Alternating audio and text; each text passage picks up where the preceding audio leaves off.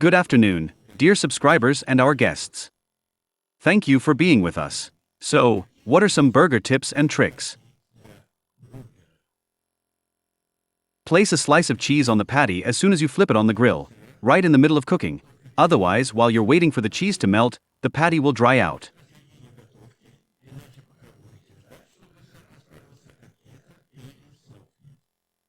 Once the patty is cooked, you have exactly 10 minutes to tuck it into the bun. That's exactly how long it needs to rest after being taken off the grill. All the sauces should already be ready, of course, and the veggies sliced ahead of time. Place the bun halves cut side down on the grill. The inside needs to get a nice sear so it soaks up less of the sauce and meat juices. Instead of a patty, you can always use a grilled eggplant or a large portobello mushroom cap.